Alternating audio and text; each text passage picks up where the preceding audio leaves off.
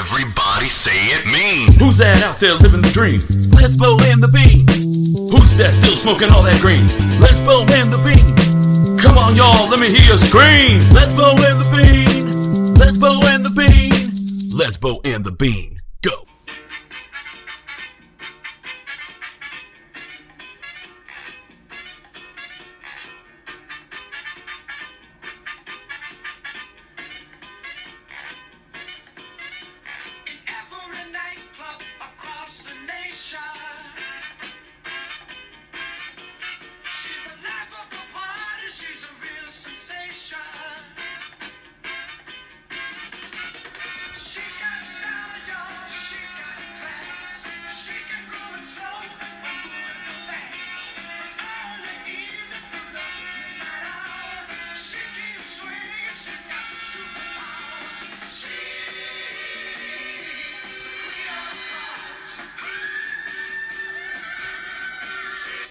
Welcome back, everybody.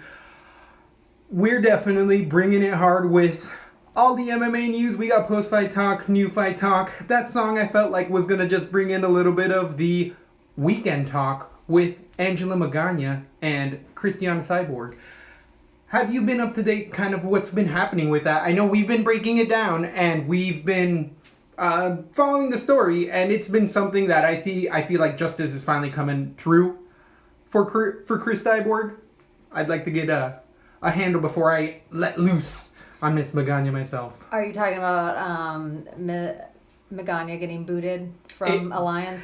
Not only that, but the head coach, training legend, former UFC heavyweight champion Brandon Vera actually also posting in the letter it was a thrashing. Yes. And it was just like, why isn't anyone sticking up for you? We're your homegirls. We're your gym mates. We're your teammates. We're your family. Like, no one's out here sticking up for you. Because you're not a nice person. Yep. Like, I think that's a really telling for your coach. Your coach. That's what I think as well. When people, like coaches and people, maybe I don't know what I'm talking about, but like-minded people tend to hang out, and a lot of people... She's a mean girl. Haven't been saying good things about her as well. It is very telling. And you can only hide behind the gestures that she's making for so long before it catches you in the ass. Like, people don't want to be affiliated with you because it makes her whole gym look bad. And I feel like we talked about it a bit, saying like, wonder what's going to happen. Well, it's come down the line. She can't train with certain people anymore. She's out of the UFC for cyberbullying as well, even though she has not won a fight in over... She hasn't looked good in a 4 fight. or 5 years. Yeah. Yeah. She hasn't won she lost all of her exhibitions and UFC bouts. She's like 0-5 in the last... whatever. She's blackballed. But she was trying to make a name for herself by being incredibly mean and rude when she didn't need to do that. She just needed to be a better fighter instead of leaking her own nude photos. And, well, the piper came a-calling. And... You're paying the bill now. Instant karma. You're paying the bill now. And people that are fighters are going to fight. I don't agree with what Chris did, but anyone who's been cyberbullied, Magana, when she was sitting in her house, she didn't think she'd ever run into Chris Cyborg. But then she has to have. What I think is that I don't think the UFC people get together all the time. And I feel like the chances of her being on a card with Chris were slim and nil. Yeah. So it was like with all the cards they do in the year, I just think she was just like everybody else sitting at home that's rude as hell online, that trolls, and then, as you say, the piper was in her face. And she deserved it. And I'm not into violence unless I'm watching MMA. I like it to be bouted like that. I wish Chris was smarter about it, but I just feel like she did it for a lot of people, not just herself. Chris did that for a lot of people on the internet who are bullied, and you can't say an opinion without. And I'm okay with getting in debates online all day, but there's a right and a wrong way to do it, and putting up pictures Magana, the reason she's not one of the best, she has no respect for a woman like Cyborg.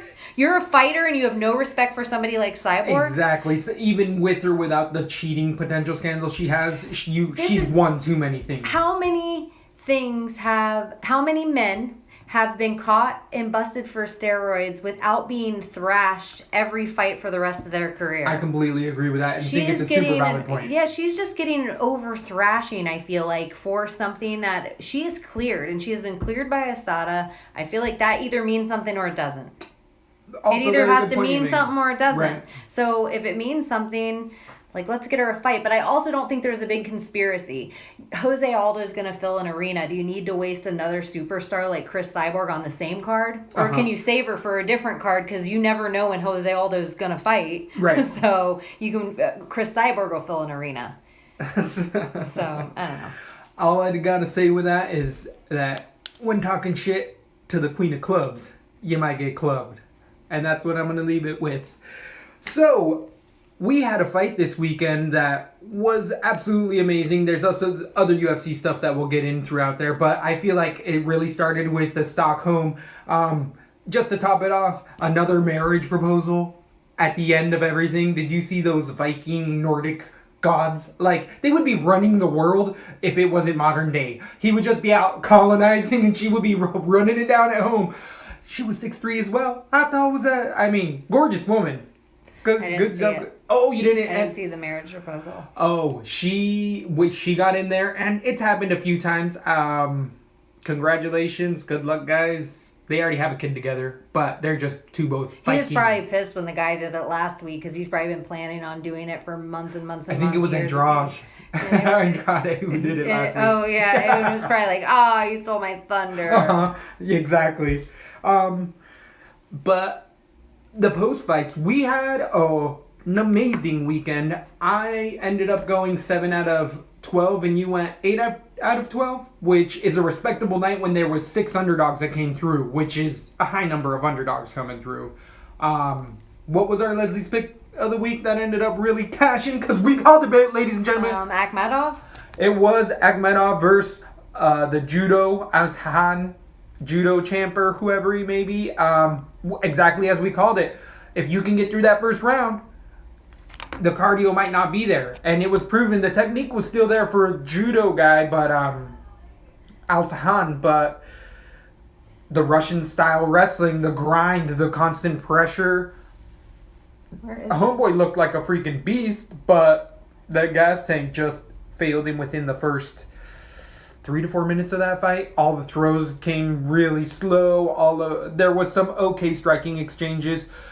Al-Sahan is gonna... People saw how to beat him all of a sudden, so he doesn't look as scary and as intimidating as he would have with all the finishes he had recently had. But this tends to happen to people in the UFC when they come to the UFC. All of a sudden they don't look like world beaters anymore because they're all world beaters. They're all conquerors. They're all beasts. So that was our biggest underdog. The other underdog that was the biggest that came through was Osmir versus fucking... Who's the goddamn...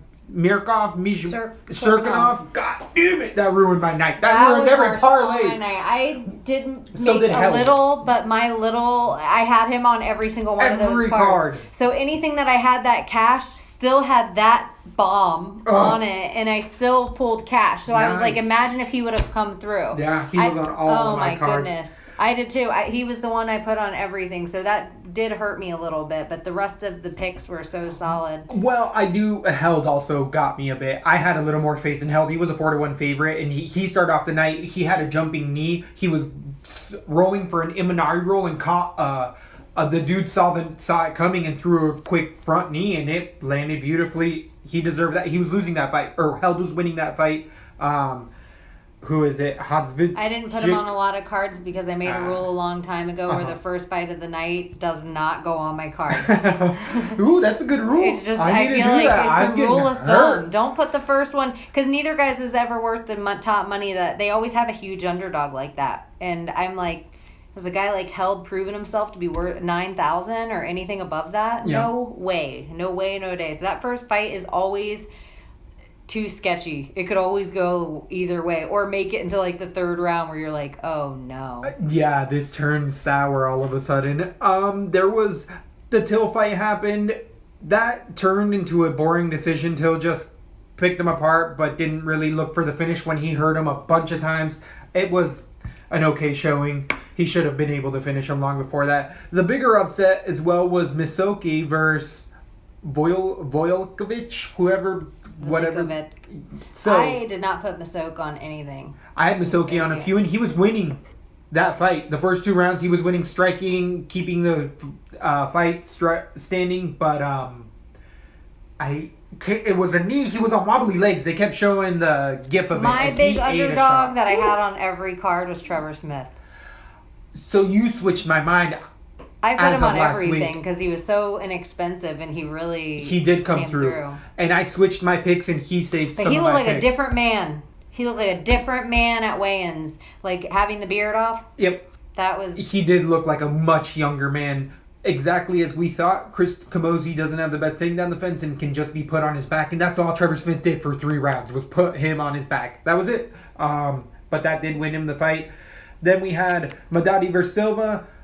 As we called it, that was a split decision. We called that it wasn't a 2-1, and this played exactly as we said. The wrestling played a big role. Gassing played a big role. The split should have gone to Silva's way, but I think that was just a spot-on call for the both of us. And Silva's an up-and-comer. Silva's one to watch. Agreed. If he can get...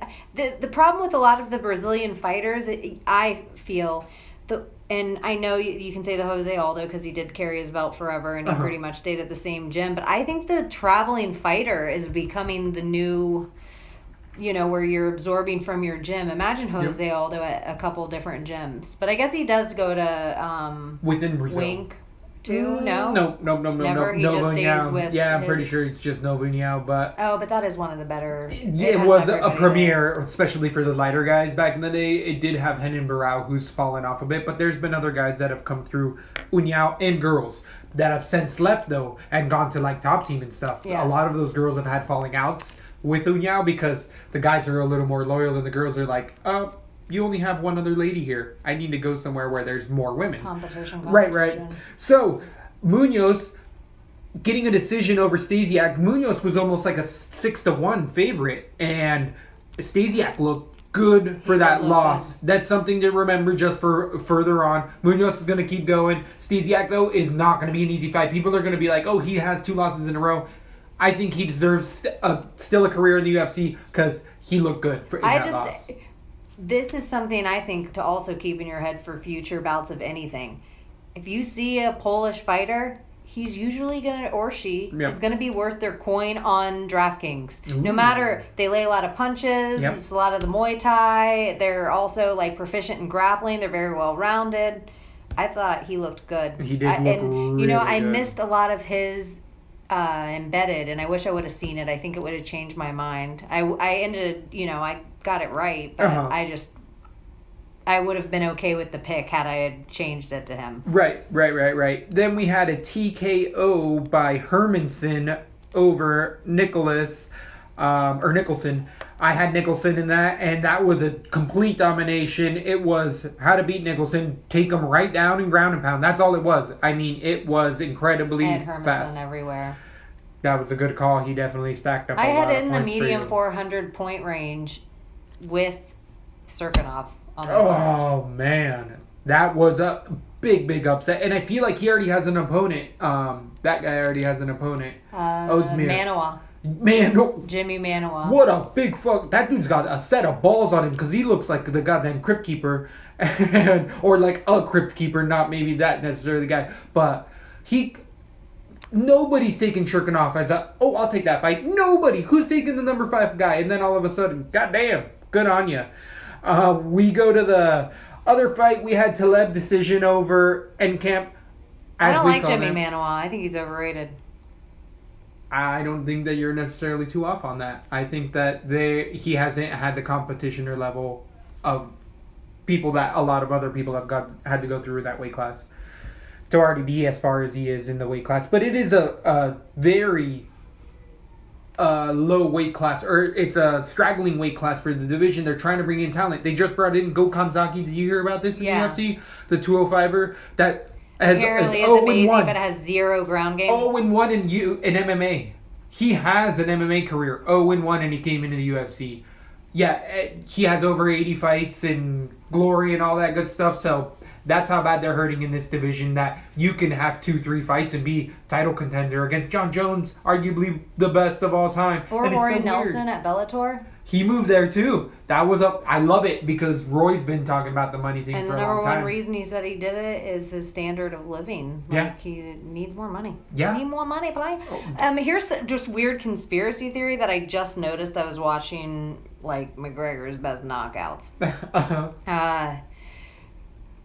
McGregor on his fight with Jose Aldo. Yeah. He was already sponsored by Reebok before Reebok was in the UFC. Interesting. Yeah, I thought that was weird. Like, huh.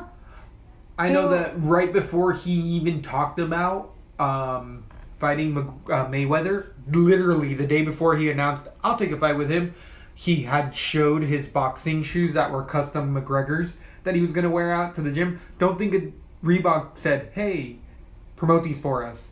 We'll give you X amount. Like, I could see where it's lined up after the fact. You're like, oh, I see why you made that move then. Or I see why every single one of the fights that you want to happen happens in all the places you want them to happen. And you have more promotion than any other fighter. Now, even with all that, even if he is getting that, I do believe that he's made it happen for himself. He's still a superstar, yeah. It didn't just fall in his lap. Like, he's created it, and he's made those deals and shook those hands and done what he's had to do to get there. Yeah. So it's good for him, and other people are taking note. But it's getting there's a little too much. Like, there's people doing stupid I was stuff. watching him on an interview, and he's like, I predict a second round knockout if he fights Floyd, you know. Somebody's Jesus. Magic Mike. One of the reporters says, have you ever predicted your fights before? Mystic Mac! You ever heard of the Mystic Mac? You just do zero research about the person that's going to come into your room. That's so disrespectful. Especially the most famous guy in a field. You have the Jack Nicholson of... And they know it. He's big enough. He's crossing into those weird realms, is he not? I think so. I think he's into pop culture. He's one of the... He's going to be on a Trivial Pursuit card. He's one of the Funk Art toys. Connor's the first MMA fighter on the Funk Art toys. The pop... Well, I can't think of those... Kid Robot? Oh, I know what you're talking about. Those little fighters. No, they're not fighters. They're like little bears and little... You used to have a bunch Kid of... Kid Robot. Those little blind box toys. Blind box toys. It's one of those. Yeah. But it's only him. Well, I think there's Rousey now, but he was initially the first one that got his own limited thing. They only do him and Rousey, I believe. But those are next level type transcending superstars in the sport, for sure. Back to the post-fight card real quick. We ended up, Sabata... we had Taleb decision, then we called Akhmedov decision. It was a split decision over Al-Sahan, and the wrestling took over, as we said before. Then we had Sabata over Saunders. Sabata's striking looked crisp as Sabata's shit. one to watch. Crisp as shit. He looked Put it good. in your brain. And going against a guy like Ben Saunders, I agree. not easy. Eddie Bravo disciple...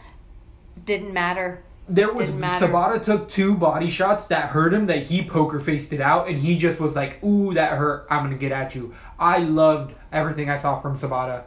That is somebody that I can't take lightly at all. But everyone else noticed that. I mean, getting through Ben Saunders the way he did, people are making a name for himself, and people are noticing. Then we had Cherkinov, the main event.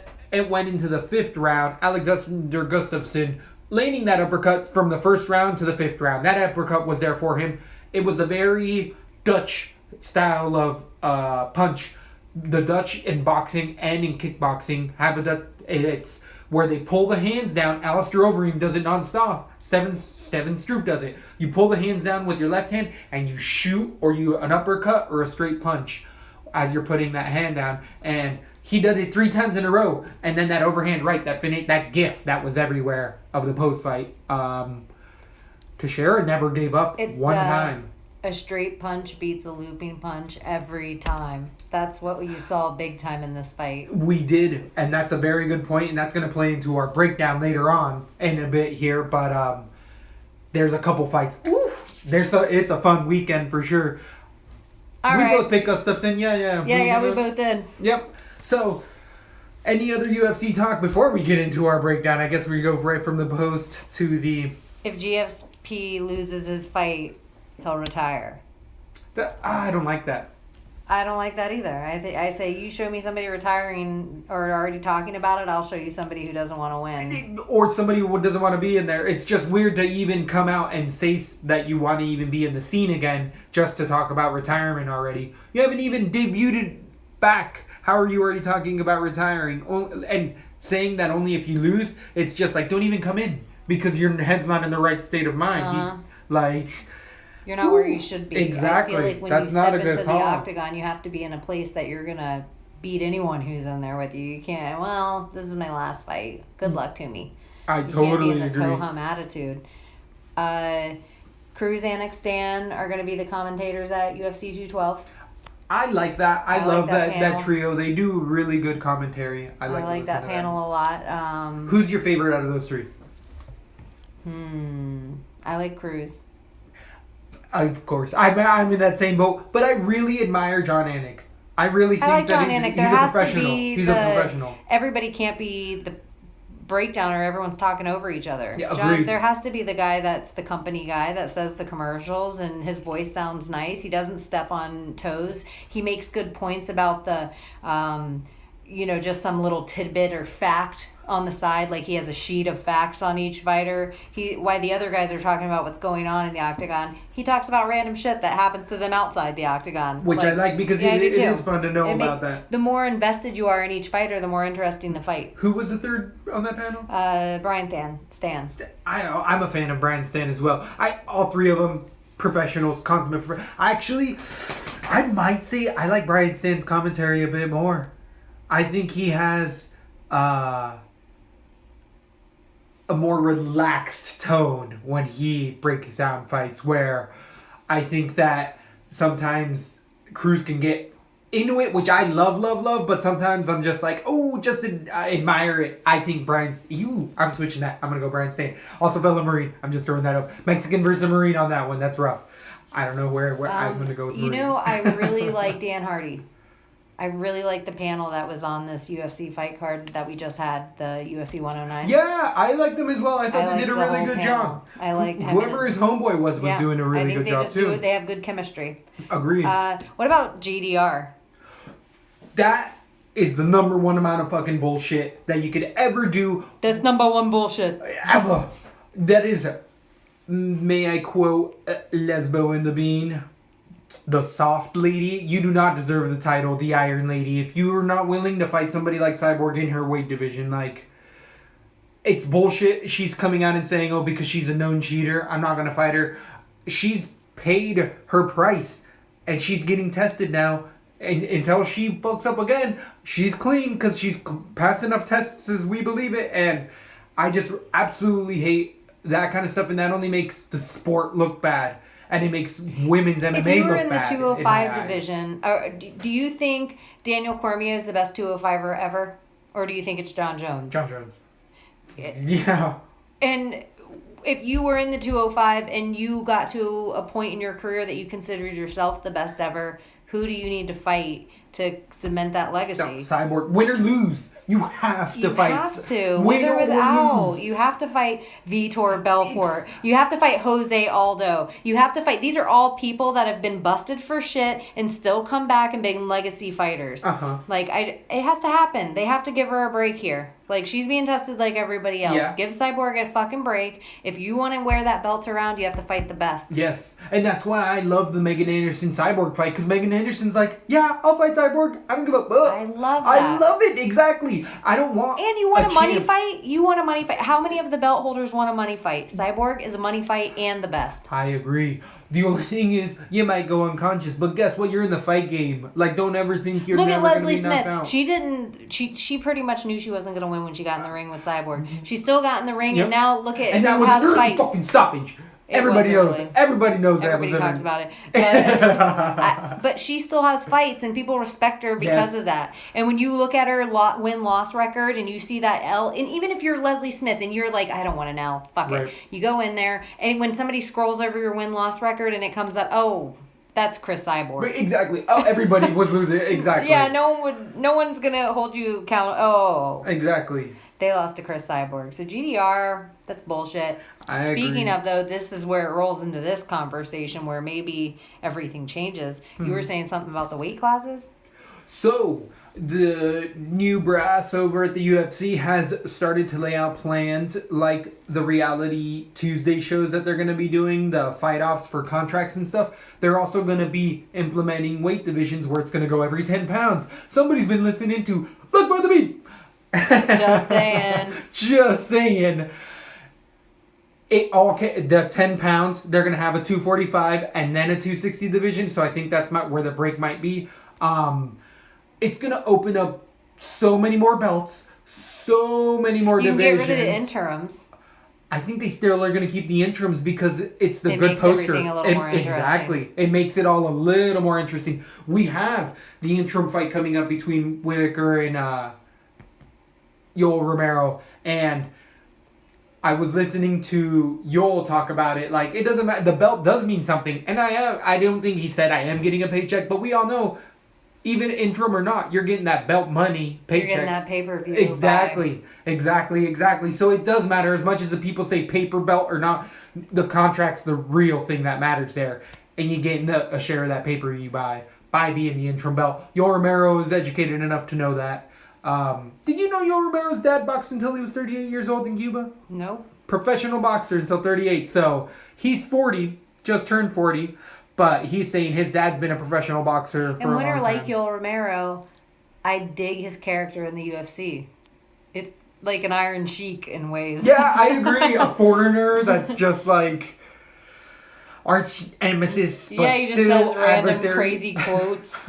Yeah, he does have a good interview. He's incredibly religious. Bisping! Bisping! Did you see, speaking of Michael Bisping, his son's wrestling in California, which has been a good state for wrestling for a while now. Wrestling a grown man in their yard and tapping him a few times over. And Bisping's son is a tall son bitch. He's a tall drink of water, as some might say. I think he's a gingerish, but I know in the state he's known to be dangerous. So interesting if he ends up taking his old dad's route.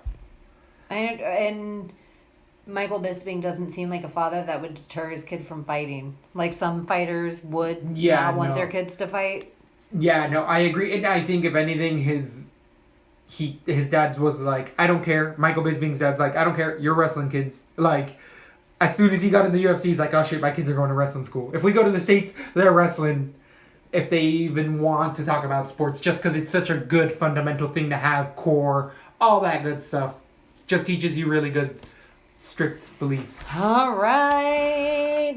So, quick last MMA talk. Have you heard of this Momo, 12-year-old phenom out of Asia? The chick? Yeah. Yes. Everyone's giving this girl all the credit in the world. I want to say, show me the fucking 24-year-old. What's her record? Because it's garbage, whatever it is. She's a garbage fighter. I don't like to say people are garbage, but you losing a 12-year-old and you're 24. I'm sorry, girl. You gotta pick a different life path. You can't be fighting MMA no more. You need to do something else. You just don't have time. Exactly. You just don't have time to get to where you need to be. Exactly. Whether or not they should allow her to fight or not, that's on the country's matter or whatever. If it's online, I don't want to see anyone get beat up. And I wouldn't ever put a kid that I knew in that situation, but hey, it worked out for her this time. hopefully she keeps getting away from it, because it's a sport that will ruin your life real quick if you take one bad turn and one bad something. And hopefully people around her realize that. And she got to win. So what am I complaining about? So we have a card this weekend that is top notch. I mean, we just came off of a great Sunday. I feel like the weeks come a little bit quicker because it was a Sunday to a Saturday on the fight night. But we have 212 out of, is it Sao Paulo, Brazil? It's out of Brazil. Or Rio. Is it Rio? I think it's Rio, Brazil. Rio de Janeiro. So this is going to be typically loaded with Brazilian fighters whenever they go down there. It's usually Brazil versus the world. And I feel like that's exactly what's happening. It's Brazil's like their own American top team. The country itself. Yeah. They sponsor state-sponsored Brazil MMA. versus American top team should be a house. They're all UFC Brazilian. house. Most of them are Brazilians anyways. So, starting off the night, at the 155-pound division, we have Marco Antonio Beltran versus debuter Devinius Alcantara. We just had Beltran lose to Joe Soto in the first round in a heel hook. Soto called out Beltran, and Beltran was like, cool, I'll take that fight. He was just on a 3-fight win streak, mainly decisions, and Soto showed why he wanted that Beltran fight, because on the ground, Beltran has always been lacking, and Soto thought that specifically in the leg attacks or defending for Beltran was going to play a role, and it did. So everyone's probably taking a role in that and realizing that, and I watched some tape on Alcantara. He can get the fight to the ground. He does gas. Everybody gasses. I do think that Beltran can impose his will and start to really put the pressure on Alcantara. It is his debut fight. They are out of Brazil. That is going to play, I feel like, for Alcantara a little bit more. I think the holes are lacking just enough for Beltran that I'm going to end up giving this submission. I just saw the fluidity of how Alcantara went for the submissions when he needed to, and his striking wasn't that bad. Size is going to be a little bit of a factor, but I do think Alcantara is going to come away with a submission, and I do think it's going to be to the legs again, some sort of heel hook, knee bar type of situation, and that's Beltran's been able to really study that, but I haven't heard the case that he necessarily has. I could be wrong. I hope so, because I like Beltran. I like his whole persona since the show.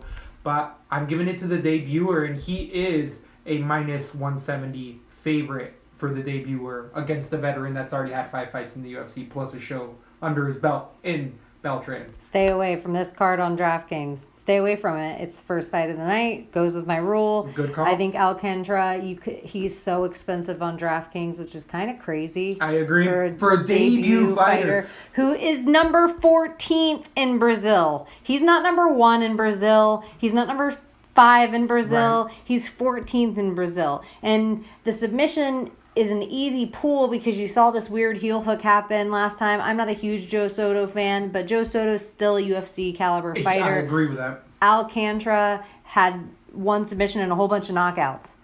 And the guy he had a submission was a 3-2 fight. Like, he had not fought very much beforehand. So I'm gonna go with just Beltran's. I don't think it's gonna be an exciting fight, and I think just what you said. I think he's just gonna wear him out, and it's gonna be a 3-round decision. I have 3-round decision Beltran. I will not put him on a card. That being said, I will not put him on a card. That's a good call. I could totally see, and it's totally... This is the other thing that worries me, though, this is where I will switch it in a second. Uh-huh. This is a 125-pound fight. Beltran's last fight was at 135. It could be an ugly-ass weight cut for him. Down in Brazil, tall. It's humid, it's nasty. We also know something about the Rio arena. If he does have a hard weight cut going in, it's going to be 130 degrees in there. It's hot in that arena. Every time they fight in Brazil, it is brutal. It is true. These are all very, very good points. And coming out of the Jungle Fight series and all of those fights, Alcantara is more apt to being used to the climate in those arenas. But we will see, and it's a very good point. But if Beltran makes 25, he's going to be the far bigger man with far more experience. So I think watch that weight cut, or watch the weigh-ins. I think that's what this is going to go down to. Valid point that you're making, that we only see how hot it is inside the arena when we're in Brazil. When we're anywhere else in the world, everyone has fucking climate control. Not Brazil, everyone's got fans on them. The fighters are fucking already 5 pounds lighter because of just walking to the ring. It is a very, we do have and this to is pay the other mind to thing that happens. They had a hard weight cut. They get all the fluid back in their brain, and now they're in a 125-degree arena, sweating their ass off, which makes for very quick, easy knockouts. We see it happen all the time where the weirdest guys get clipped down there, and it's like, whoa, shit. And the Brazilian fighters seem to have better chins because they're climatized and they're working out in gyms that are as hot as the arena. So it's a whole different ball game than the plush American gyms where they're all air conditioned and dreamy. Exactly. It's just not something they're prepping for. Also, I like that Brazil, I don't know if it's just me, it might just be me, but it could be everybody else, that notices usually they have multiple ring girls. They don't just have like the 3, they have like 20 Brazilian chicks that do the cards all through the night and are just on TV. Like they come in with a group, and I love me some Brazilian girls. You know I love me that Brazilian, what's the Weezer song? Love me that damn. Half Japanese girls, half Japanese in Brazil.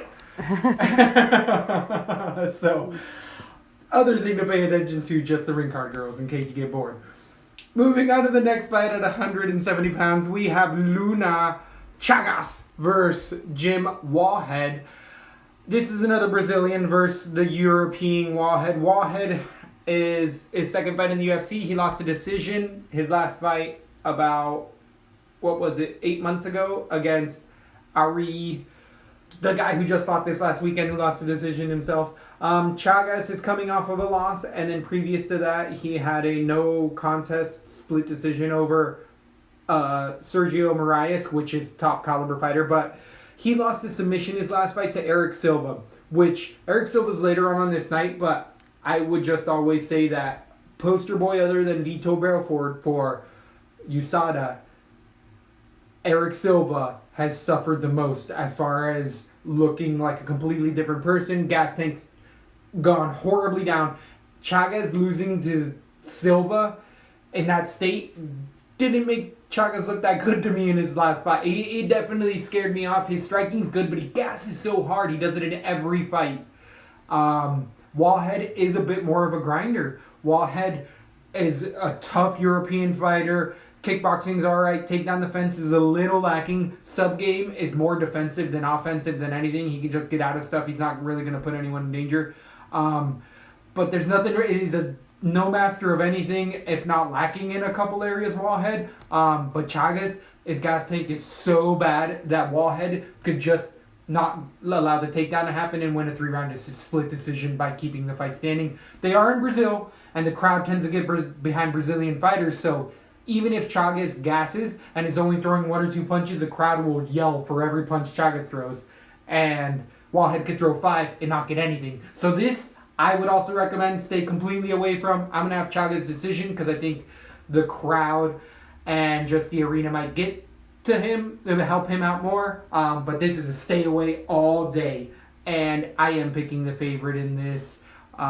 He is the -225 favorite, and that's a lot more than I thought. I thought this would be closer to a split decision fight. I agree. I actually have the other way on this, and I think it's going to be a finish from Wallhead. His last fight, I was impressed with him. Chagas, a win to me over Eric Silva is not impressive. Good call. Exactly. Well said. So a loss to me, and then when I look at his fights, and he has the draw, Yep. but I like Moraes, and I think Moraes is up and coming, so a draw in that isn't bad to me. So I'm like, a year and 5 months ago, he won by a submission. The one thing I remember about Wallhead, I can't think of like 10 guys in the UFC with more heart than that guy. He was gritty. Yep. He had tons of heart, and a guy with a lot of heart will always beat a guy with shitty cardio. And the other thing I remember about Jim Wallhead, he had power all the way into round 3. So for me, I actually have Wallhead right now KO round 3 because I think Chagas, as you were saying, shitty cardio. I think Chagas or Wallhead has enough power, it'll make Chagas give up. And I think we're going to see a ground and pound give up kind of knockout. I like it. I mean, this is really a card throughout the night you're going to see. I've gone back and forth in a lot of these, and this is why I finally come to the... It's a tough night of fights to pick. And I could change some of them on air as we get closer to the top. I totally agree. I'm not cemented in stone with any of these. You could tell me one thing. You could be like, I talked to Evil Twin, and he said that guy doesn't like to fight on Saturdays. And I'll be like, oh shit. So, moving on to the next fight, we have a strawweight bout with Vienna Pereira versus Jamie Moyle. This is 115ers. We have Pereira. Am I pronouncing that right? What's her nickname? Sukan. Vivian Pereira. Pereira is 12-0 versus Moyle, who's 4-1. And I believe the other loss, interesting, they only have her as a one loss. She lost a decision on the show, but that's because they count those exhibitions. Yeah. That's why it's showing that. And who did you lose to? Amanda Bobby Cooper. ABC. I love me some Bobby Cooper. I know, but I kind of feel about like you lost to Amanda Bobby Cooper. Yeah. I think Bobby Cooper's getting a little bit better, but the 12-0. She's not even in the UFC anymore, is she? She's in Invicta, right? I think you might be completely right on that, actually. That's a good call. So, Moyle has a little bit more of the UFC experience. Pereira's only won against Valerie Letourneau in a split decision, which I feel like Valerie Letourneau loses every split decision she's in. But she's in a lot of split decisions. Like, she's synonymous with them. I do remember the Letourneau fight. It was just a lot of good boxing, moving forward, good takedown defense. I think Moyle wants to get the fight to the ground, and I think Pereira can prevent it, and even if she gets there, she has a better ground game. But I do think that this is just going to end up being a decision. These fights, I feel like these fights can get a little bit stale for me just because not the inexperience. Women get into stalemates at times on the ground and will stay in that position instead of moving forward. It's because they're both such good caliber that it just hasn't gotten there. I think it's not the inexperience, but it's like as they go toward the latter rounds, they don't have the training yet to stay with form. They get sloppy. It gets to be redundant where it's like you start out on it in the first round, second round, you start checking your phone, third round, you're totally talking, and then you're like, oh shit, they're about to pick the winner in the decision. Exactly. And this will be the first fight we agree with tonight. I have Pereira decision. I think she just has a little more skill set. Mm-hmm.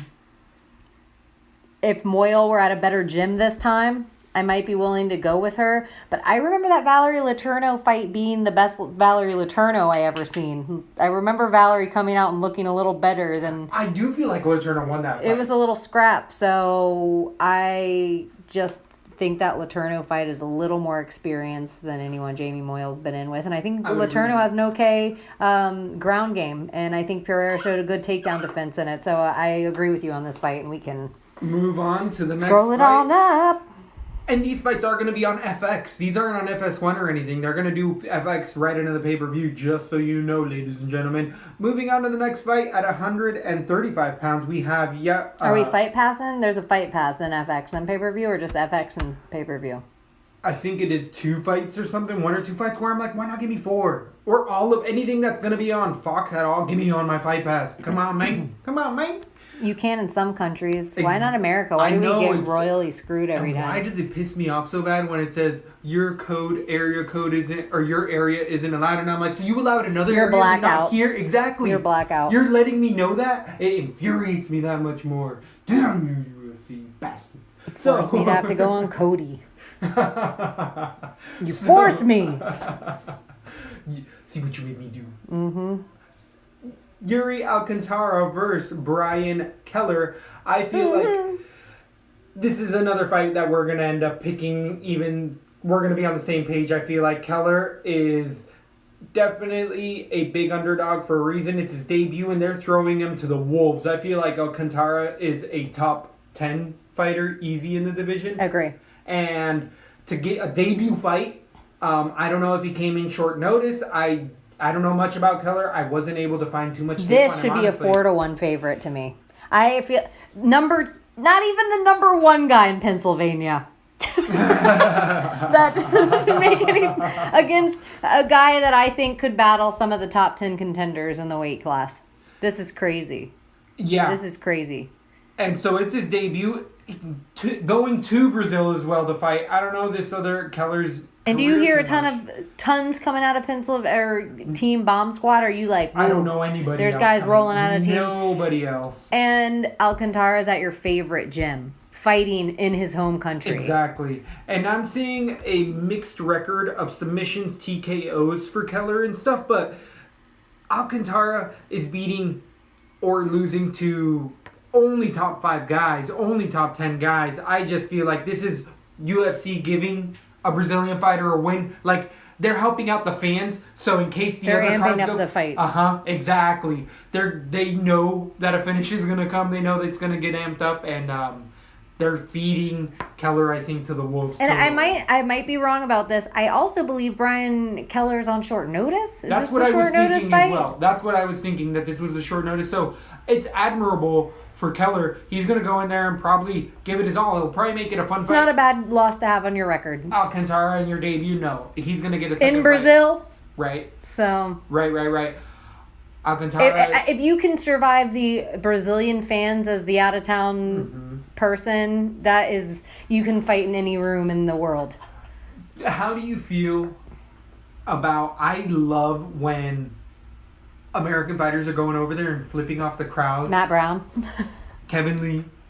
There's been a couple people that have done it now, turning their backs to the crowds, and then they get louder, more publicity, but the UFC has said to these people after that, even with Lee, they're like, now we have to have security with you until you go. You got to get out of here as soon as you get out, because we got some favelas around here where homeboys are willing to catch a body on that. Vote it back. They don't give a damn. Some of the cities in Brazil are some of the most dangerous in the world. They talk shit about Brazil. They're crazy on a different level. Well, they catch a body on that. And it's just interesting, but I hope a couple Americans do that. I hope they turn heel and they're just like, oh, give me something to yell at. Yeah, it'd be fun. We'll see who I think it'll be. Of this fight, you have Alcantara decision? Decision. If not, I'm going to move that to a finish. And I could see it going either way. I just have decision, but I think it's going to end up going submission, round 2, round 1. I have Alcantara submission while they're dry, round 1. He's going to submit him quick. I think the other guy is going to take shots that he's not comfortable with. I think he's going to go into what he knows best, which is going to tend to try to take down Alcantara. And I think Alcantara is going to outmaneuver him on the ground and submit him while they are dry. Moving on. I'm putting him on a lot of my cards. I feel like that's a good call as well. I'm going to end up putting him on quite a few cards as well. I see a lot of upside to Alcantara in that spot, and he should be a bigger favorite where a lot of people are kind of going the other way. Moving on to the next fight at 135 pounds, we have Johnny Eduardo versus Matthew Lopez. Matthew Lopez is 9-1 with his only loss in the UFC to Hani Yahya via submission choke triangle. And if you know Hani Yahya, all he is a ground guy. So to lose to him on the ground isn't that horrible. Lopez has come back and beat a decision versus Mitch Gagnon. So this is his best, highest caliber fighter that Lopez has fought in his career. And he came through and won a gritty fight against Mitch Gagnon. Gagnon was almost 3 years away from the sport and in his mid-30s. So I know Gagnon left on a really high point, but he was injured for so long and had so much ring rust that I think that win, even though Matthew Lopez deserves it 100%, you can't be putting too much weight into that, guys. I've had Evil Twin and other people really being that Lopez's marquee win is Mitch Gagnon, and Gagnon being a top 10 guy. Gagnon was not the Mitch Gagnon that left 2 years, 6 months prior to that fight. Lopez is grinding, good boxing, good all around, master of none, jack of all trades, master of none, is a perfect style for Lopez. Johnny Eduardo has had a long career in general. He is 26-10 in his fight career. He has come off one of the biggest upsets, I think in 2014, I think it was then, versus Eddie Wineland, when he knocked him out one punch. And he was like a 8-1, 7-1 underdog. Nobody saw that happening. He then lost a submission guillotine choke a year, 5 months ago to Aljamain Sterling, and then has come off a recent win to Manny Gambarian via TKO 6 months ago. I mean, Manny Gambarian isn't the biggest win in the world at this point in his career, so that's hard to tell. And the Aljamain Sterling fight, Eduardo was getting pieced apart, but Sterling's been underwhelming, but still a top caliber fighter. I feel like Eduardo's been living off of the laurels of that Eddie Wineland knockout. I believe that Eduardo is at a Novo União, and there's a big Novo União contention in this because they are out of Brazil, and Jose Aldo being on the pay-per-view. You know he's been practicing with the world's best at 145 pounds, and Eduardo's going to be looking good. It's going to be Lopez's first fight out of the country. That might affect it. I think the ring might affect it a bit, but the wrestling mentality goes to Lopez. I think there's a coin flip of a fight. The underdog, I'm going with the underdog in a decision with Eduardo. I just think Eduardo is he's not as good a wrestler, but I think he can keep it standing long enough to win 2 out of the 3 rounds. And if it gets to any kind of close decision with Brazilian judges and a Brazilian fighter, exactly what tends to happen? I agree with you. I don't think Lopez is chinny. I don't think he's going to get knocked out. But I do think that Eduardo lands heavy punches, and it is going to change the game plan of Lopez. So Lopez is going to go for those constant takedowns. Yeah. Any of the guys that he's beat, the submissions that he's gotten, the guys didn't have a lot of fights. And this is his highest caliber fighting in a hot arena, fighting in another country. So this guy's been warming up with Jose Aldo the whole time for Jose Aldo ready to fight Max Holloway. Exactly. What else do you need for that? So Eduardo decision, he's going to have the cardio for it. I don't think it's going to be a knockout, though. If he's too expensive, I will probably stay away from him altogether. I agree with that. I totally agree with that. That is going to be a fun fight, though. I think that's going to be fireworks. It's going to be a split decision, but if it's any kind of split, that's going to go to Eduardo due to the fans just being that the extra man in there, the extra push that the judges are going to need in their ear. And Brazilian judges seem to tend to do their ears or they get overwhelmed by the crowds a lot of the time, and you can see it with their funky cards at times. Moving on to the next fight at 185 pounds, we have Antonio Cara de Zapato Carlos Jr. versus Eric Spicely. This is a very interesting matchup. Stylistically, this is a wrestler with minimal striking in Eric Spicely versus Carlos Jr., who is a better striker, but ground game laurels out the ass. I mean, his ground game is where he's made his career in jiu-jitsu. Coming out of Brazil, he's definitely going to be the local favorite. He's on a 2-fight win streak, and Carlos Jr., he last beat Vettori, the Italian fighter, who was known to just be somewhat of a wrestler. And then before that, he beat Calazares something, and then he previously lost to our boy Dan Kelly.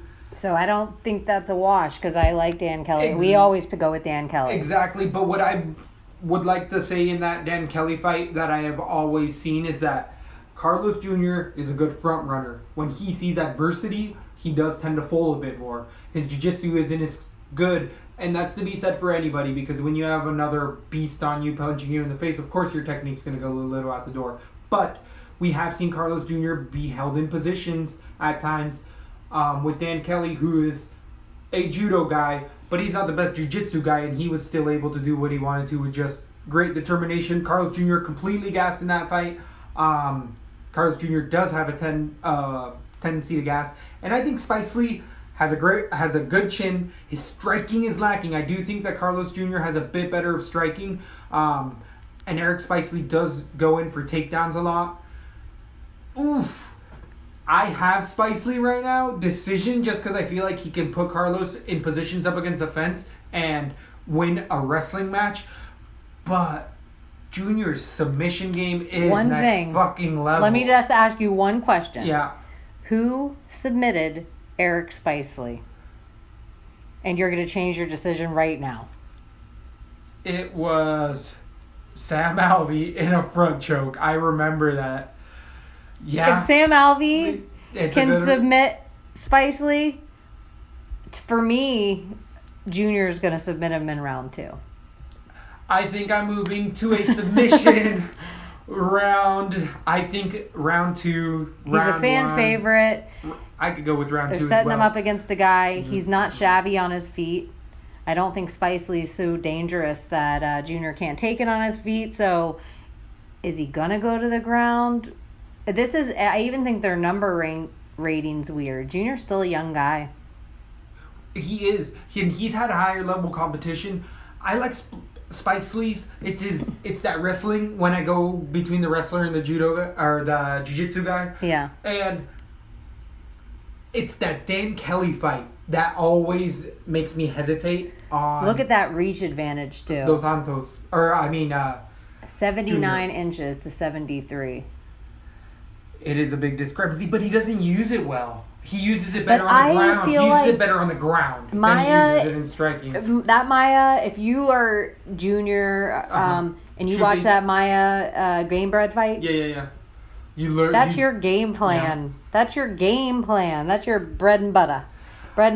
I think you are swaying me over. I do think that Shoeface is going to more than likely end up getting the submission because he's a better striker and he's better on the ground, and Spicy's like to go in for takedowns. It's kind of a tailor-made fight where if they want to amp Brazilian fighters, stylistically, this is when I talked it out. Yeah, it makes sense that this is an easier fight for. But I think the odds reflect that in a minus 225 favorite for Shoeface compared to the plus 195.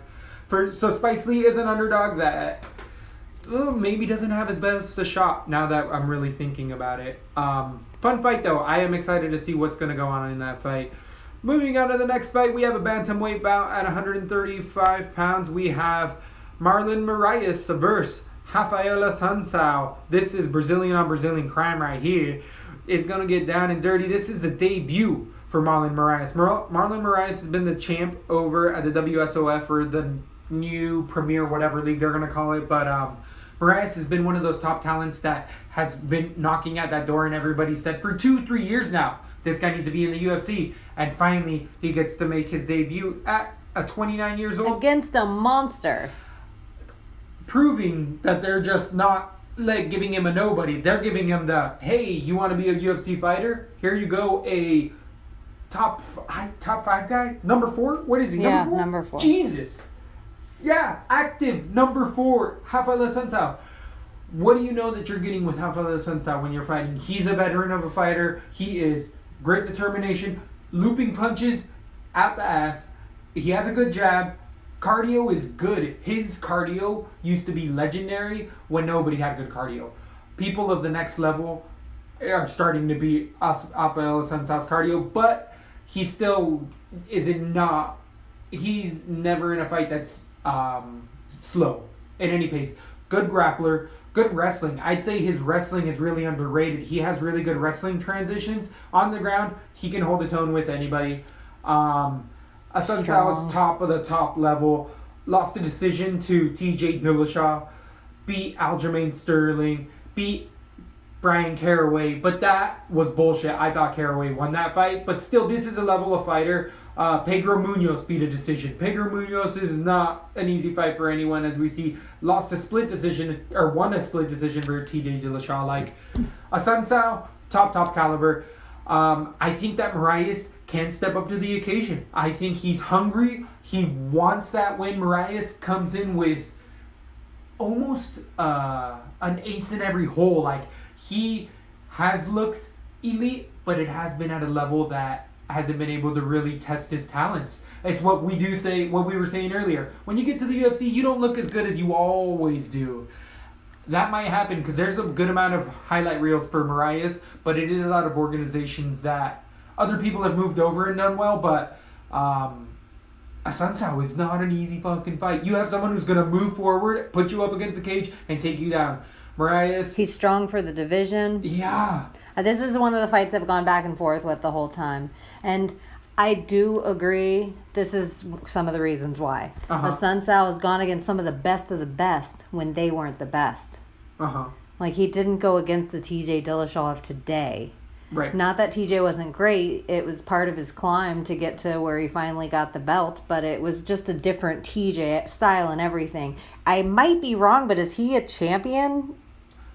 Is he leaving as the champion? He is leaving as the champion. And yep. I also think he's hungry. We've seen our hometown guys do good. A lot of great fighters and great champions are training out of Florida. He's one of those guys.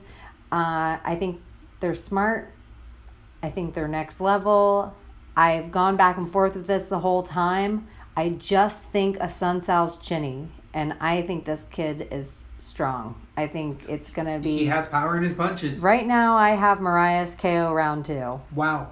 I'm going to give respect to a Sun Sal, and hometown favorite I could in see Brazil. A submission accumulate as well for Mariah's in the later rounds, but I'm going to go with decision. I'm going to stick a little bit more on the safer side, I feel. For a debut fighter to come in as a minus 215 against a favorite legend, against a Sun Sal, we're not the only ones noticing. I'm saying, Mariah's is good everywhere. Striking on the fence, getting off the fence. You're going to be treated to a fun fight. Who fights out of the Armory? I've heard a couple other fighters come out of the Armory, but I can't think of them off the top of my head. But that's the fight on FX that gets you into the pay-per-view. Does Jason Knight fight out of the Armory? I don't know about that. What city? Jupiter. He's Jupiter. I think Jason Knight's north. Yeah, he is more up But there. Jupiter, Florida. I've heard of another couple fighters coming out of the Armory, but I don't know if they were middleweights. I thought they were a bit heavier. It's a big deal. I will say this about this fight. If Mariah wins this fight, this is the fight that takes him to the big time. This is the fight. There's no way you It puts him in the name. It puts his name in talks. It puts his name in the talks. Right. So I think it's definitely interesting. And the division, this division is so thick.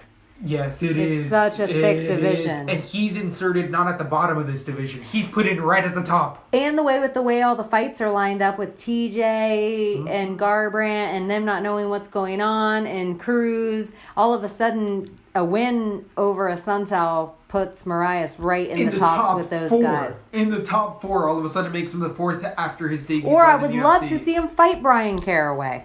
Because Caraway used to be 4th. I don't know how he fell so far down the rankings. I feel like it's his inactiveness for Caraway. I wonder if that's his decision or theirs. I feel like Caraway has come out and said a few times that it's not him. They don't call him for fights. But he has a stylistic, not a striker, gets people to the ground, wins decisions or submits them, doesn't finish people. And he has said that people want strikers, so Joe Silva doesn't want to put any good strikers or anybody who's up and coming up against Caraway, and he doesn't want them to be a champ because they're boring. It's a Ben Askren thing. It's like it's proven over and over again. UFC wants strikers.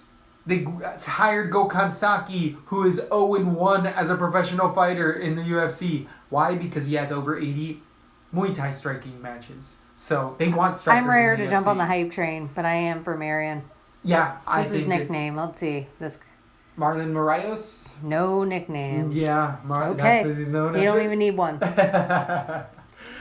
So we get into the pay-per-view. I am so fucking excited for this fight. I love watching Yancy Medeiros fight. Any given time, win or lose, I'm a Yancy fan. We know what we're getting out of Yancy Medeiros. He's fighting Eric Silva at 170 pounds. These guys usually used to fight at 155. They both are up at the 75. They both look better at this division. Yancy is tall for the 150. He's tall for the 170, let alone the 155. He can take a punch a bit better at this weight class, and that's been kind of his fault, is that he hasn't been able to take the best punch. He is a little bit older. Silva. Oh, Eric Silva. We know what we're getting with him. He has no gas tank post USADA. Body looked like he's Vitor's nephew.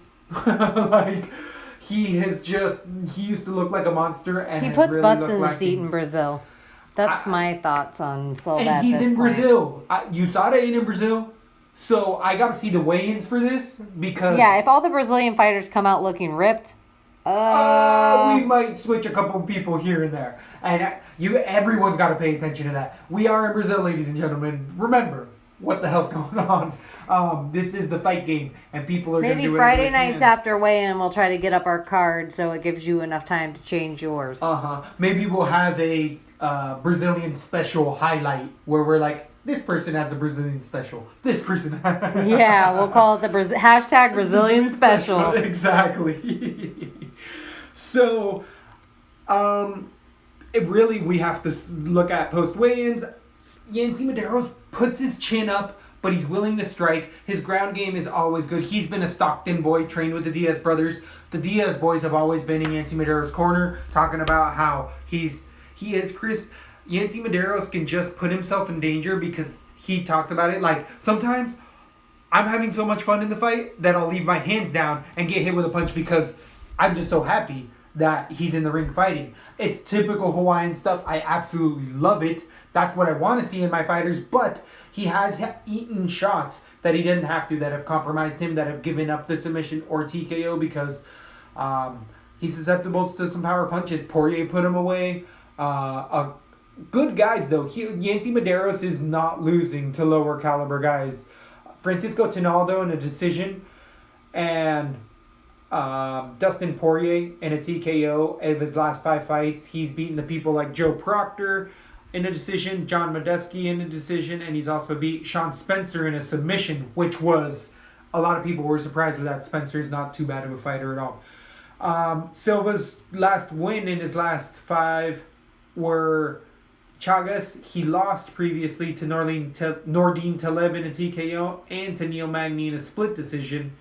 Neil Magny gassed him, Silva blew his load in the first round. Neil Magny took a beating and ended up winning a split decision where it should have been a flat-out decision. Eric Silva has had much more longer of a career. They've both been in for a while. I'm going to end up going Yancy Medeiros TKO round 3. But we gotta wait after the weigh-ins. How do you feel about this fight? I have Medeiros decision. And this isn't really because I'm a huge Yancy Medeiros fan, more so as I'm anti-Eric Silva. I just think he's a guy on the way out. He doesn't excite me in his fights. He doesn't make me feel like, as a gambler, that I want to put a quarter on him. You know? This is a fight. It is... I mean, it's a coin flip. I could go... I think I'm going to stick it out with Yancy just because I agree with I'm you. a fanboy. I have Medeiros on my cards. And I do think it's going to be... I love watching a Hawaiian in the ring. Yep. And I see the way you see it, where at any given time, if Silva gets clipped, I just feel like he's looked chinny in his last few fights. He's gotten injured to the point where you're like, oh. I think Silva gets hurt to the body, and Yancy throws good body shots, but... he leaves his hand down, and Silva will throw those haymakers from his hip. But if they land, they hurt people. Neil Magny could take it. Medeiros hasn't been able to take it, but it was at the 155 division. Now at 170, he'll probably be able to withstand a couple more punches. And I think that the third round, the later the fight goes, the more in the favor it goes for Medeiros. Yeah. It's a near even fight at minus 115 for the fight, and can't wait for that. It's going to be a tough one to see how it comes out. Can't wait to talk about that one later. Moving on to the next fight, we have a fireworks show at its best.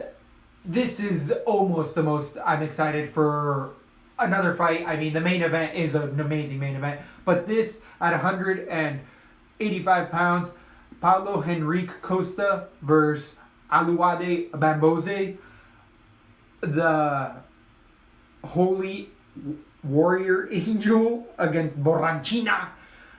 These names, goddamn. And I feel like Borrachina translates into like handsome warrior or something, and the Holy War Angel sounds like horrible English, but so a lot of people are giving this to Da Costa. I think that, well, let's say Da Costa only has a debut fight in the UFC against McLennan, who is a bit chinny, and he knocked him out 2 months ago. Previous fights all being at a local fight scene, Jungle Fight, which is a good promotion that's fed us people like Jose Aldo and a lot of top-notch caliber fighters. But I looked at a couple Borrachino's fights. Some of the guys he was fighting were me, coming straight off the podcast to go right into the ring and fight. They were not people that looked like they were top level. A couple were, but the UFC's a big step up. McLennan, I don't think is a big of a step as other fighters. I do think people are putting a little too much hype in Costa. Bamboja, you know what you're going to get with him. He's a Taekwondo style, karate style fighter. Can't get up off the ground if you take him down. Costa does not take people down. He likes to stay striking. Costa's a southpaw. He has a really good straight jab with a following left straight down the pipe. He also has a good right hook. As a southpaw, he gives people trouble. That's what I saw him in every single one of his fights. He just really knows how to pressure well and cut the ring off. The thing with Bamboja is that he's a great counter striker. Bamboja can spin around and get that heel right in your face real quick. Bamboja's last loss is to Cesar Ferreira, which I had that Bamboja was going to win that because of the TKO, but Ferreira showed that he could get enough head movement around and be elusive enough to withstand the barrage that Bamboja gassed hard. Bamboja is really muscular guy, and you can see him in every fight he's been in really start to slow down if he doesn't get you out in that first 1 or 2 rounds. Third round, I'd say he notoriously gives away to anyone who can get there, but it's hard to get there for Bamboja. I don't think this fight is going to a decision at all. I am changing my own mind. I think that you had said it best earlier in the night, that straight punches beat looping punches, and I think Costa has better straight boxing that can get to Bamboja even if he spins first.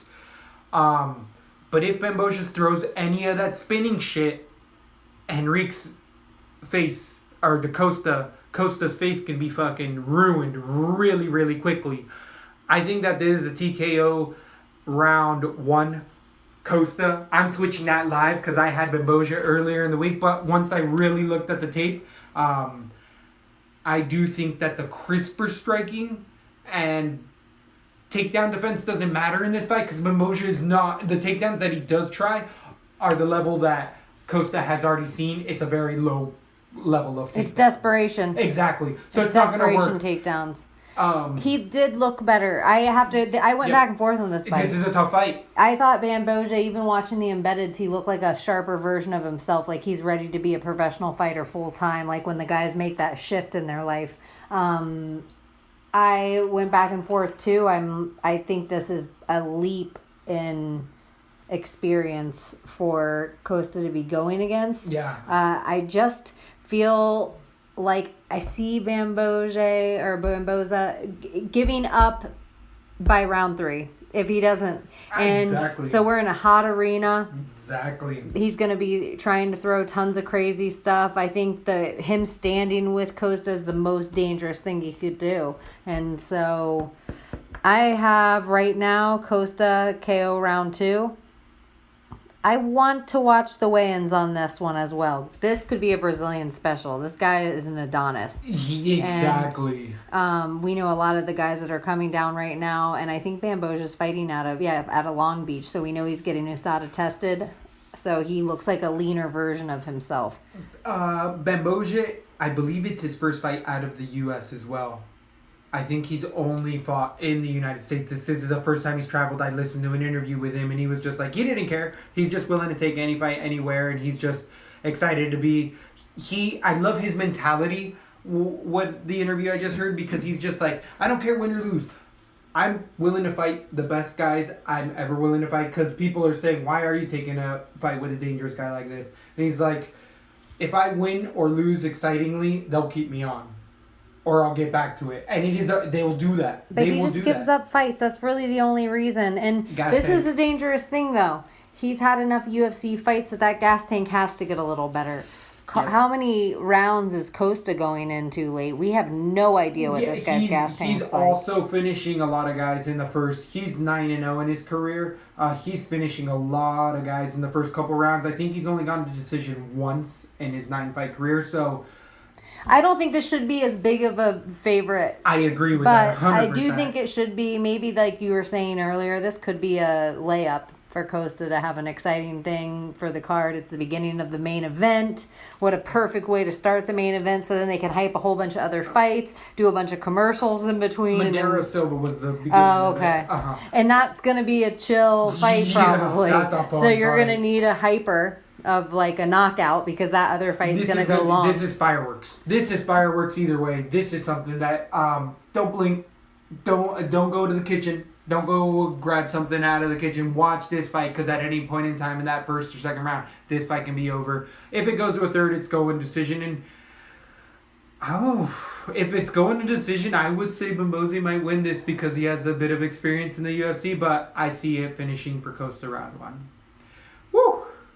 Moving on to the next fight, we have Vitor TRT Belfort versus Nate TRT Marquardt. He also was a poster boy for TRT at a point in time. Both of these guys have had some of the longest careers in the sport. They've been around since some of the early UFCs.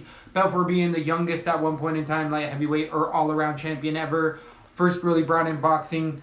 Had an amazing ground game. He is just a shell of what he is. I mean, he's losing. But he's losing to top caliber guys. He's not losing to nobodies. He's not getting in there with fucking no ones. I think the easiest fight he's had in a while is going to be Nate Marquardt. Nate Marquardt has been in since the good old days. Nate Marquardt's last fight was to Sam Alvey in a decision. He beat Tandem McCory and then lost to Thiago Santos TKO. Out of his last 5, CB Dalloway, he beat where he got hurt a lot. I mean, Marquardt, checkered past. Vitor Belfort's last 5 fights have been Kevin Gastelum, which did they take this away from Kelvin because of They the took weed? away the win, yeah, because of marijuana. And then he lost. I mean, Vitor Belfort's lost by 3 TKOs in a row. In a year. In less than a year. In less than a year. Ow, goddamn. I don't know how much Brazilian juice you could take to fix that, though. That's not good. And then he beat Dan Henderson, but he was TRT at that. Maybe not. Oof. I definitely have to see the post weigh-ins. Marquardt has already traveled the world and fought. You know what you're getting with Marquardt. Good all the way around. He's just a tick behind. He's right in Vitor's spot. On career path, they are in the same place. But he hasn't been finished as much. It looks a little different because it's marked as a draw or it's taken off, so it doesn't look like a loss. But that's 3 TKOs in under a year for Vitor. You don't have to hit hard in order to rattle that brain right now. You don't. You can hit a jab and he can sit To me, down. there's only one question in this fight. Uh-huh. Who's chinnier? And that answer to me is Vitor is too chinny. Even like you were just saying, no matter the amount, he gets no drug testing before this fight, he still has to make weight. So once he makes that weight, he's gonna get knocked out. Nate Marquardt throws hard. He throws strong. He's an old man, but he's the young man in this fight. So I just think that Nate's going to win this fight in Brazil. He's not going to be intimidated by the crowd. He has been around the block, like you say. I think he's going to beat Vitor. And I think this is a weird... I think it's smart that it's near even, like a near even fight. I had Vitor... I think Marquardt KO round 2. You ended up switching my mind just right now. I had Vitor decision, and I just switched it over because I do think that 3 brutal KOs, they have not been where he just falls over. They have been like horrible cuts, and he gets up, and it's... I heard... Because he fights in Brazil a lot of the time with a lot of local favorites, and it's just crickets. Crickets after a Vitor fight lately because he gets smashed. I think it's smart that they're not making him the co-main event because that's a tough fight for Vitor. I think Marquardt is a good pick there. That's interesting to see after weigh-ins what's going to happen with that. Moving on to the co-main event. This is a smoke show and a half. We have Claudia, the speeding Brazilian, versus Carolina Kowalkiewicz. I guess the poster model or the pinup model. She always crosses her legs and makes me think kind of like that 50s pinup girl, kind of, but anime-ish. KK all day. The reason I call Gadelia the speeding demon is, have you seen the embeddeds where she said she got 5 tickets in 2 months? Yes. Living in Florida. Goddamn! Goddamn, girl! What you doing? Putting us all in danger. I absolutely loved the English Gadelia was speaking. It made her so much more likable, so much more interesting. I'm loving the embeddeds with these two. I'm loving both of their profiles. I mean, I love my UFC fighters, but these are both just beautiful women that are elite athletes, go in there and leave it out all on the line for us to watch, and are professionals in every aspect of their lives, and it's coming through. It's really, really an interesting fight. This is a top contenders fight with them being the 1 and 2. Then whoever wins this fight has to go for the championship, which I feel like there's other girls knocking at the door that need to fight one of these two before them right now. I agree. I think that this fight is a little premature. Yes. Little premature for both of these ladies. They shouldn't be fighting each other right now. No, and I was thinking about Rose fighting neither of these women and how much more, not exciting by any means. I'm so excited about this fight, I think. But I was just Rose right now in the talk of that top 4, and the skill set wise, she is the Achilles heel to both these women's styles. That's why she gives JJ such a problem. And so I'm just interested because I think the winner of the 3 of them is the one who should fight JJ next.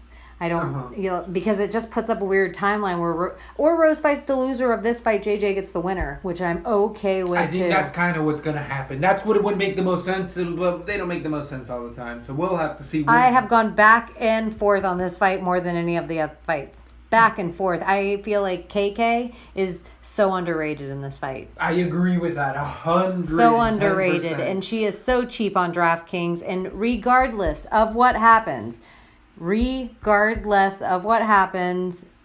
KK is worth her money on DraftKings, win or lose. She throws so many punches, she'll at least get, on the minimum, she's gonna get 58 points, right under 60. On the minimum, she'll throw like 128 punches. So she'll get around 60 points in my eyes. Win or lose. Keep going. Sorry to interrupt. No, you're There's fine. so many things about this fight. You're making really valid point, and it's totally fine for you to interject it because it's stuff that needs to be said so that the fans can definitely make the most amount of money as possible. And I think that you're bringing up a great point. This is going to be a high volume fight. This is going to be on the ground and standing, and they both have good amount of gas tanks. Around 40 points. I forgot about my main reason why I switched mine. This isn't a 5-round fight. So I was literally about to say that. This is a 3-round fight, and that plays to Gadelia's favor better because she's a faster starter, and she really slows down in that 4th and 5th round, but she's good at doing the 3 solid rounds, where Carolina is more of that kickboxing. She warms up in the 1st round, gets going in the 2nd, and really puts on a good show in the 3rd. And in the UFC, it's hard to do that, and Gadelia, I think, can hold on to that lead. Gadelia, if she was in the JJ fight and it was a 3-round fight, she would have won the belt. Yes, she would have won that fight. She would have won that belt. And I think that the rounds are one of the biggest things to pay attention to. Gadelia has been in the States, getting much, much better.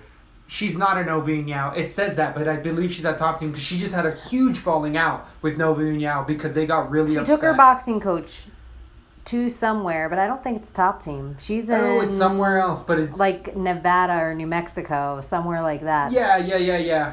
No, is it Florida? Because she got those... It was in Florida where she got them tickets, I thought. I think she was she was not top team because her and JJ didn't... Yeah, that's a good point. But it doesn't mean she wasn't in Florida. Yeah, good point. So, we know what we're getting with both of these fighters. Carolina's going to want to keep it standing because of her kickboxing. Gedalia is a good striker with power, but she can get to the fight to the ground. And the only losses that Claudia Gedalia has is 2 to Joanna Champion, both of those. The only loss that Carolina Kovacevic has is 1 to Joanna the Champion. These women, this is the first fight that they're going to lose out. One of them's going to lose outside of the champ, unless they draw. What if they draw? And then they keep... Here's the thing that Gedalia has to be a little careful of. KK is stronger than JJ. Her punches are stronger than JJ. She wobbled JJ. Gedalia didn't wobble JJ at all. She took her down and JJ got right back up every single time. Right back up. A thing that's going to be dangerous for Gedalia in this fight isn't just the strength of the punches of KK, the volume of punches of KK. Her combinations all include an elbow. Every single one of her combinations include an elbow. But the most dangerous thing is the style of takedown that Claudia has. KK has the ugliest knees in this division. Her knee right to that takedown. I have gone back and forth with this, right? I have Gedalia decision right now, but I think KK's underrated. I think KK's a live dog. Underrated. If there's a bet to be made on this, it is on the underdog. This is a dog or pass play because the minus 280 for Gedalia is way, way too much. I would say the odds probably minus 160 for Gedalia, something like that. But you're getting a lot of value in KK. She could get a nasty split decision. If not, I think those knees... The trouble we're going to see here is we are going to see 3 takedowns around, even if KK does get right back up. It's just on whether... I think KK's a little more brutal than Claudia's used to. JJ, she throws a whole bunch of combinations together, but Claudia's thing that she is going for her... Well, see, they both just came off 5-round fights. I'm not worried about cardio in this. I think we're going to see a battle to the end of this. I think, though, even though I know I was saying it, that Gedalia starts a lot faster. And we know kickboxers start slow. It's a Donald Cerrone. A lot of kickboxers, Lorenz Larkins, all these elite guys are like, well, we just have 12 rounds, so they're always trained to start slow. Where I do think Carolina figures her opponent out that first round, and I think that Gedalia is going to just push her, and never let her get set. And the reason I changed it to Gedalia for myself, the last thing is KK said something to me that is just a warning sign when I think of my fighters. She was like, I will fight JJ again, and we will fight in Poland, and the 2 best women in the world will fight in Poland. I do not like KK looking past Gedalia at all. I think Gedalia is too dangerous, and her headspace just seems really good. Her... if all of her coachings come together, she seems to be looking well at her weight. She looks leaner than she used to look, which makes me think her grappling she'd become a little more flexible, and her grappling would become a little more dangerous. Gosh, I've gone back and forth on this the whole time. I just don't like KK looking past Claudia, but it's also the manifestation thing that if she actually wins this and does have a second fight with JJ, what a brilliant... You have her getting the fight with JJ again, and potentially the Bullet Valentina beating Amanda Nunes and taking a belt and having a woman's card in a part of the world that changes it for the game in a whole different way. So, I don't know. I've gone back and forth so much. KK's so much cheaper on DraftKings. I just think she's worth more money. I think even if Gedalia gets her down 3 times, it's not going to be worth the amount of points of punches and strikes landed. So would you say that if you were going to make a bet, it would be more like Gedalia decision, KK finish? If it was going to finish somewhere? I think Gedalia is a tough girl too, and she's in her hometown, which is why I think takedowns... Brazilian judges respect takedowns and grappling more than other parts of the world. And so I think that will lean toward favor regardless of what KK does. I think KK's likable. I think she'll win over a lot of fans. I think she's a likable girl. I don't think she's going to be intimidated by boos at all. She's used to the fighting the champion. So... yeah, I just don't think... If it was a 5-round fight, I would pick KK all day. I just don't think I do think Claudia's too explosive. I lean decision Gedalia right now as well, but I think KK is worth her money on DraftKings. So right now, she almost could be my Leslie Smith because of how cheap she is. She's like 7-1. I know, but I didn't flat out pick her, and I feel like we flat out pick our Leslie Smith, and there might be an underdog or two that we've already decided on that by default has to take that. But I like the heart of Carolina, which I think is kind of what you're trying to get at, is like that's always our fighting Leslie spirit. Smith. Yeah, exactly. It's that fighting spirit. You know why? We originally picked. picked, no, I will disagree with you on that. We Okay. originally picked Leslie Smith because she was going against Cyborg. Yeah. And we said, and she was so cheap. She was the cheapest we ever seen a fighter on DraftKings. Mm-hmm. And we said she would make it past further than people think. Uh-huh. She would make it longer than people think. We had faith that she would make it longer than people think. Isn't that when we first picked her, or was it against? Who else did she? She won her other fight where we picked her automatically. Yeah. There was a couple Right other afterwards. fights. I think She went in against Cyborg. Maybe that was the first time. Right after she fought Cyborg was the very first time we picked her. Something the first like fight that. after Cyborg. Yeah. So maybe I we'd think have more like always that. gone with somebody we think's gonna win.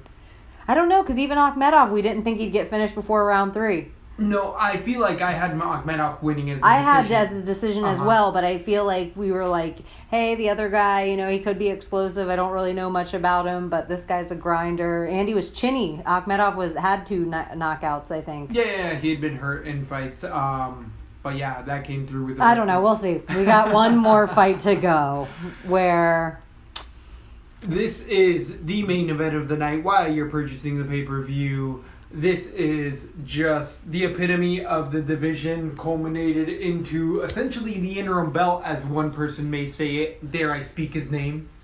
We'll leave him unsaid because we have a main event in the current champion Jose Aldo versus Max Blessed Holloway.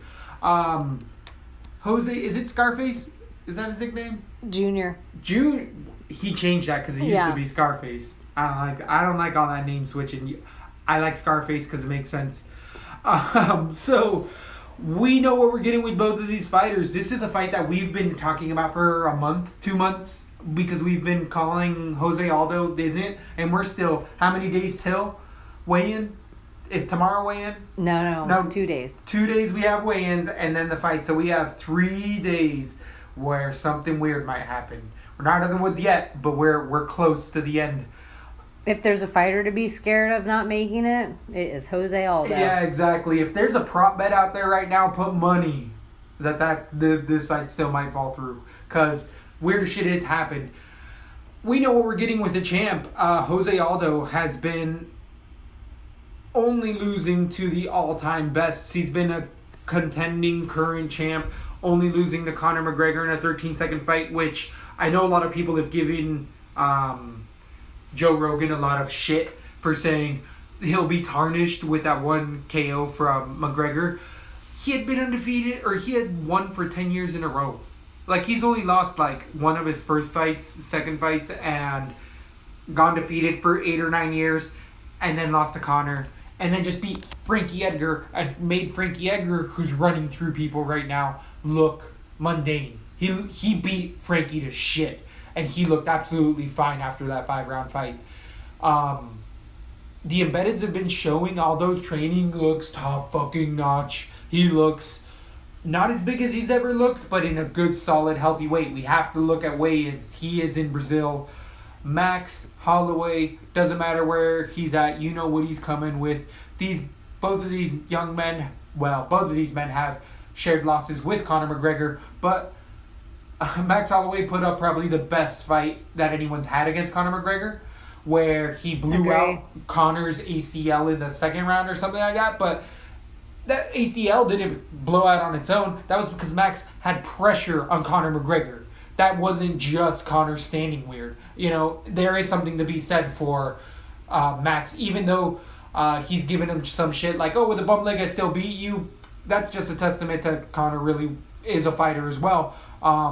And it proves with how Max has been looking as of late that, can't wait to see that unification of belts of Conor getting that either rematch against Jose Aldo or match against Max Holloway.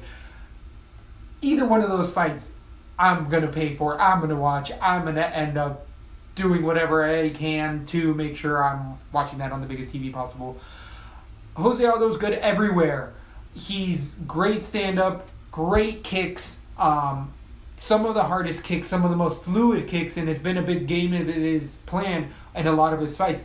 Max Holloway takes a lot of front kicks and a lot of kicks that he does not check that I think can accumulate with the level of kicker of Jose Aldo. I do think that Max Holloway has to be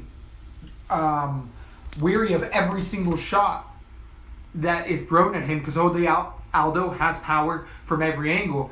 He is a next level fighter. Don't think because he just got knocked out with, I'm not going to say lucky punch, but with a well-timed shot that he isn't less caliber. He's shown it. He's been in a 5-round fight since against top caliber Frankie Edgar, who's knocking at that title belt door. Max, though, with the domination that he's been proving, the fights that he's... nobody thought Pettis can lose, and he wrecked Pettis. Beating decisions in Lamas. He's coming with ultra pressure, ultra grinding style, shooting on you, willing to stand up, switching his stance nonstop. He isn't as explosive as Jose Aldo. I will say that Jose Aldo has more explosive power, but the sheer pressure that Max Holloway brings into every single one of his fights, and we can say that he's going to bring it because he's shown it in every one of his fights. I do think Aldo has proven in some Chad Mendes fights and other Edgar fights in other Edgar fights that Edgar was able to, I think Aldo's figured out Edgar over the years, but Edgar was able to put a lot of pressure on Aldo and start to test his will, and Aldo's will can be tested, just like anybody else. Max Holloway has been watching Aldo since he was in high school fighting. So it's the Cody Garbrandt, Dominic Cruz kind of effect I feel like might be going on. That's the second most dangerous factor in this whole fight to me. Okay. So please go on, because I feel like I've been taking up all the talk in this fight. Oh, so. I think I'm looking at your pick right now, right, and how you have Holloway KO round 5, and I right now have Holloway decision even though it's in Brazil, but I could change that to a knockout because I think that's how this sport works. Eventually your hero becomes the guy you fight, and you've been emulating your style to beat his style your entire life. Right, like I know how I'd beat Aldo every day. Yeah. And now Aldo's there, and you're like, oh shit, my turn. You're his biggest fan. Yeah. You want to eventually fight him. So I feel like Max Holloway has nothing but respect. He's going to call Aldo to the line. We know Aldo's emotional. So I think they're going to stand and blow. Bro. I think, but that was the second most dangerous factor in the fight. The first most dangerous factor in the fight is Aldo was knocked out in a way that crushes your soul that you have to see a psychiatrist for the rest of your life. Oh, it's wrong. It's not, whether it was a fluke punch, whether it was whatever the thing, it was ego crushing, like glass, like it replays in his head every night before he goes to sleep. And he's fighting in Brazil now this is a UFC smart move. Max Holloway's the type of guy that if you want Brazilians to become fans of yours, you have to be an educated, amazing, exciting fighter. So he's kind of the perfect guy and he's a respectful enough guy. He's not going to go out there and flick off the audience no matter what they're doing. And he's respectful of Aldo because he's his hero, and showing that kind of respect in the ring in Brazil wins you fans. So he's a guy, as a champion, you could potentially bring back to Brazil again one day to still fill the arena. Or maybe for the Holloway Aldo too, so he's the one giving the rematch that McGregor never did. But I could go for a Holloway finish. I just really like Max. I think he's next level. I think he's a future champion, and has nothing to do with the Conor knockout except for his Aldo's psyche. I don't think it's his skill set. I don't think that he's chinny right now. I just think somewhere in his psyche there's a bean of doubt that Holloway does not have. He went to the finish with Conor McGregor. He's on a 10-fight streak in the UFC, which, it's not 10 years, but in the accumulative murderers, and he's been through them all. And I think Max, whatever it is that is clicked with knockout, it's not because I think Holloway's going to be a lot more than Aldo thinks Holloway's going to be. I think who knows what would have happened if the McGregor-Holloway fight went longer. That was a 3-round fight, and we see what happens to McGregor in 5-round fights. Right. Max has killer cardio. So I think he has tons of heart. I think he's next level. It's not because not because Frankie's not awesome, and no offense to Frankie's last fight, but I think that was a huge step up for, I don't think it was a huge win for Frankie. I think he fought a guy that was, 20 numbers less than him on the rating scale. So the fight was called, it wasn't finished. Right. So it's not anything against Frankie. I love Frankie, but we know Frankie's game plan. I like Max in this fight. I think he's well-rounded everywhere. I think he's dangerous everywhere. I think he has brutal ways that he can make superficial cuts. I think he can give the Brazilian... I think you can see tides turn sometimes in Brazilian fights when the other guy's exciting. And I think the audience is going to be equally as behind him because he's... Stand on the line. Let's brawl. Yeah. This is just... What a great fight. This is a great fight. Jose Aldo is a slight favorite. Yes. What is that, a minus? And I think they're 8-1, 8-1 or something like that on DraftKings. Yeah, they are. Those are good picks for either guy. I would actually say DraftKings play both of these guys because they are going to likely go into the later rounds. I don't see this being a quick finish for either fighter. I think they're both going to throw a lot of punches because they both got great cardio. Max can submit guys too. Yeah. Aldo has a great ground game too. The weird thing of Max is that he doesn't have length in his arms. He has length in his torso. So it just changes the whole way he feels on fighters that are 145. He steps in really well, but Jose Aldo is next fucking level striker. Like, I really think that Max should be the underdog in this fight because Jose Aldo deserves all those credentials. Max took all Connor's punches. In 13 seconds, I don't mean that punch. Say that fight never happened. Exactly. I just think it proves Max isn't chinny. No, I agree. But what I do think is leg kicks are going to play a big role in this fight. Max Holloway stands tall, and Aldo throws a lot of leg kicks in all of his fights, especially against people that bring pressure. It tends to back him up, and he hits hard. It's the number one factor that I can't... even though I have a finish right now...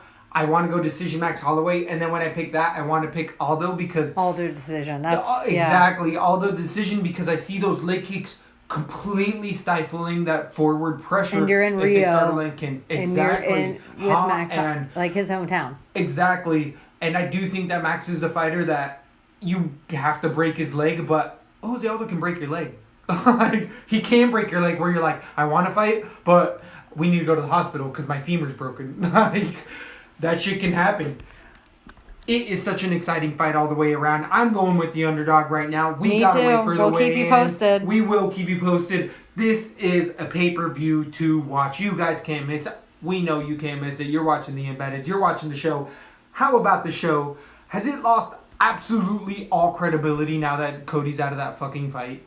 Everything they're talking with Dominic or with DJ versus TJ. I stopped watching. I'm still watching because I love the redemption, and I'm like, fuck the coaches. I don't need that shit because I still like the entire promotion. It educates you on every single fighter. Doesn't hurt to watch. Yeah, exactly. People that are going to be in UFC's still going to give people shots, guaranteed. So the people that look good in it, and